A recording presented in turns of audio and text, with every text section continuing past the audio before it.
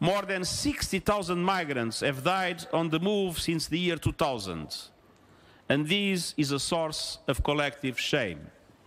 But whether their movement is voluntary or forced, and whether or not they have been able to obtain formal authorization for movement, all human beings must have their human rights respected and their dignity upheld. To deny these and to vilify any group of people is the road to dehumanization and horror. We must not succumb to fear or false narratives.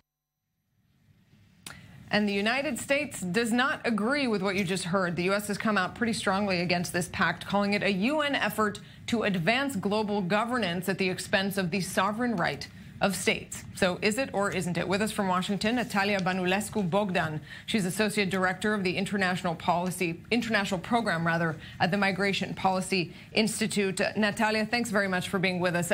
Your take, first of all, on the pact being adopted with a very strong rejection from the United States.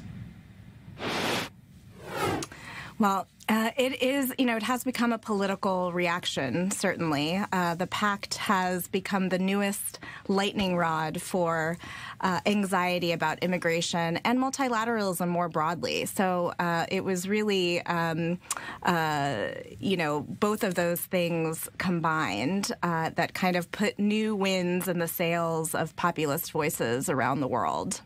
Well, Natalia, there has been a lot of attention to the fact that the Trump administration already rejected this pact over the summer. But today, 6 European Union nations also declined to adopt it. How damaging is that?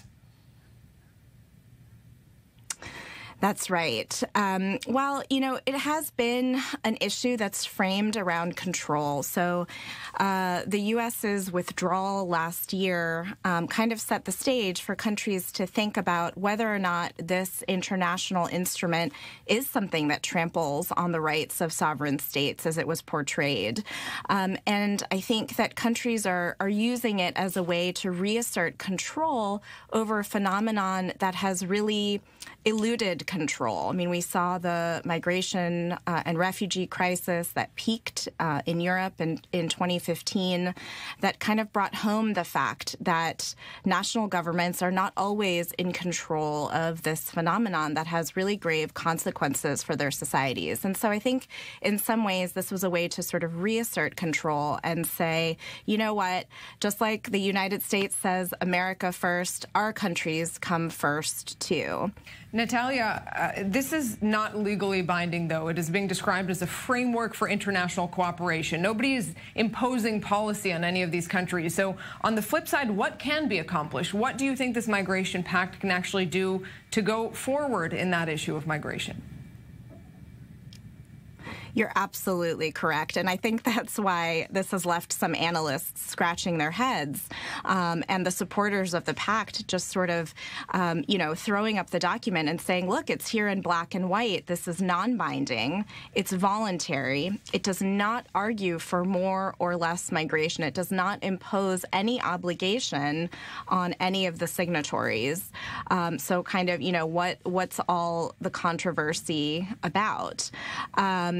And can it help, though, concretely, Natalia? Because there is no sort of nothing beyond that framework, do you think that something practical, concrete will come out of this?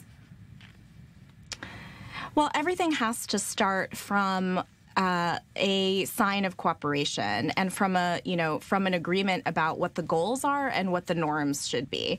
And that's what this tries to do. It tries to create a framework around international migration to, most simply increase the benefits to all countries involved and reduce the harms. And so it is a starting point.